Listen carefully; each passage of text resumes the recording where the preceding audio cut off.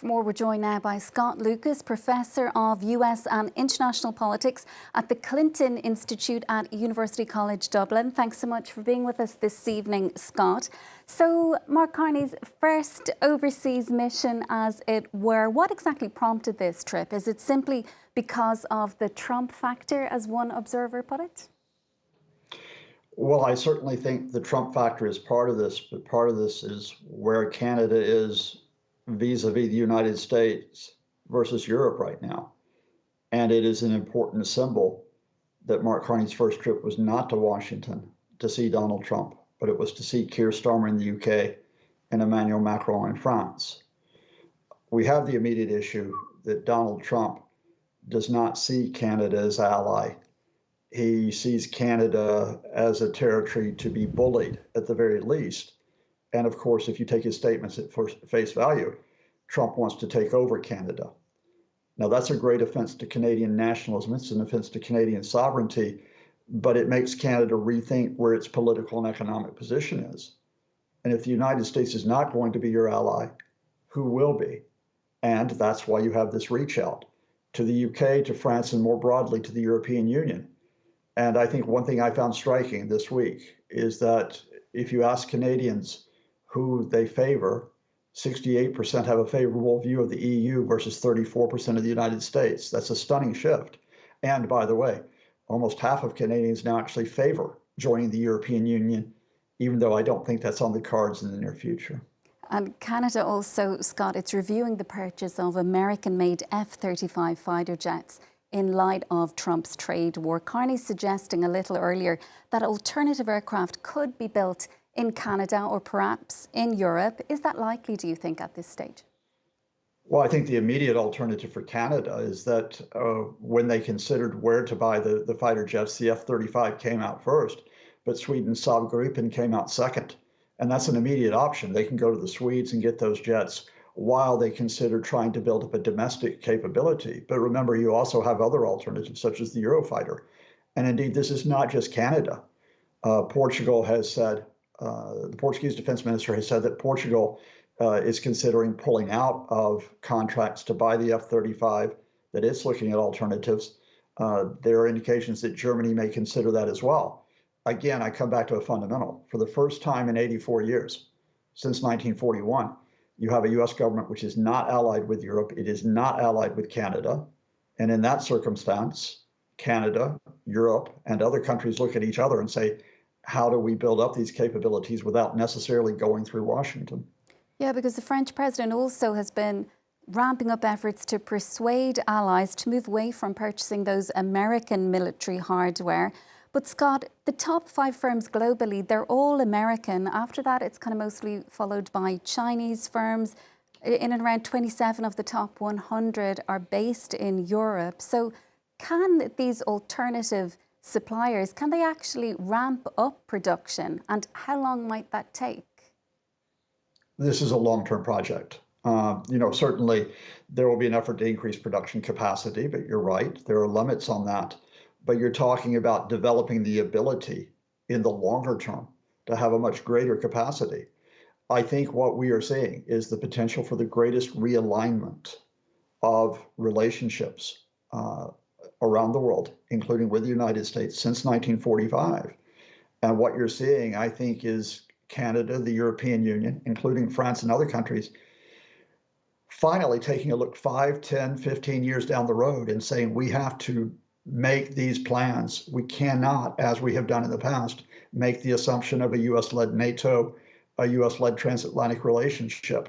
So what you're seeing is certainly not something that will fill the gap that the US has provided in security for more than 80 years, but it is a start, and it's an indication that this may finally be a world which is one in which the United States is not necessarily at the center of where France, Canada, or other countries go next. And that clearly the message that Mark Carney is trying to send. He's no stranger, of course, to London. Is it a difficult balancing act, do you believe, for the likes of France and the UK to show their solidarity with the new Canadian Prime Minister without, irritating too much the White House? I think we're beyond balancing acts. I mean, think about Mark Carney. Not only is he Prime Minister of Canada, but he was Governor of the Bank of England when you had the other major shock of recent years, which is the UK leaving the European Union. Now, in the aftermath of the UK leaving the European Union, EU countries have had to reconsider their relationships. And now I think you have to be at a point where your first thought is not what is Donald Trump's ego, not will Donald Trump humiliate you in public. You have to think about your national interest first. Because if you simply think of Trump first, you put yourself on the defensive. You don't plan, you react. And I think Mark Carney, Emmanuel Macron, Keir Starmer, and other leaders are saying, we cannot just react now. We have to act, we have to plan, not only for the sake of our countries, but remember for the sake of Ukraine as it faces a Russian invasion, an invasion in which Donald Trump may have more sympathy with Vladimir Putin than with Ukraine's fight to survive. And they have to act, they have to plan, as you say, Scott. But what do you think, in terms of concrete proposals, is going to actually come out of those meetings today, firstly in Paris and then later on in London? Well, I think you have a wider context here, first of all, which is that which came out last week in the aftermath of the humiliation, the attempted humiliation of Vladimir Zelensky, the Ukrainian president, by the White House. Ursula von der Leyen saying, you know, our goal as the European Union is 800 billion euros in investment in our defense industry and defense production. You have Canada, which is saying we have to ramp up with billions of Canadian dollars into our own security establishment. Now, it is not just a question of spending money on that. You also have to develop the logistics chains. You have to coordinate between various defense firms. You have to coordinate production cycles.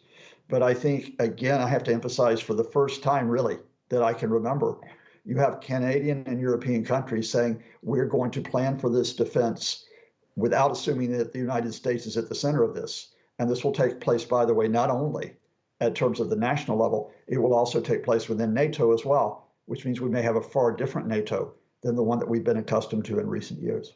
And these meetings, of course, happening, we've been talking about it here this evening before this scheduled call between Donald Trump and Vladimir Putin. Really, Europe being forced to take a backseat in all of this, isn't it? Despite these meetings and these continual shows of solidarity between various EU leaders and now with the new Canadian Prime Minister. Well, I think it's a contest, and I think it's revealing what actually happened in the just over 2 weeks after that attempted humiliation of Vladimir Zelensky. That was on a Friday. On the Monday, the European Union, including Ursula von der Leyen's statement, was to step up and say, all right, we're not going to sit by and let this happen. First, we're going to increase defense production. Secondly, we're going to look at our own security guarantees for Ukraine, something which has been led by Emmanuel Macron and Keir Starmer. And third, we're going to develop an alternative negotiating path to the US-Russia direct talks. Now, here we are just over 2 weeks later, and we have had that commitment to increase defense production. More importantly, we've had discussion of security guarantees, which are proceeding with talks on Thursday amongst military leaders. And we have had this Ukraine-US ceasefire plan, which was brokered by the Europeans. In other words, what we saw was that Europe stepping up actually put Vladimir Putin on the defensive. And the reason why he is finally granting that call to Donald Trump, something he has dangled before Trump for weeks, is so the Kremlin can try to regain the initiative by spinning Trump, by flipping him to try to undermine the ceasefire proposal. That again means that Europe again will have to respond if Trump does follow Putin's lead and reach out to those Americans within the Trump administration who still think Ukraine's security is something worth defending. Scott, as ever, thanks so much for being with us on the programme this evening, for all your analysis there. That's Scott Lucas, Professor of US and International Politics at the Clinton Institute at UCD Dublin. Well, that's it from us for now. Do stay with us, though. We'll be back shortly with more world news.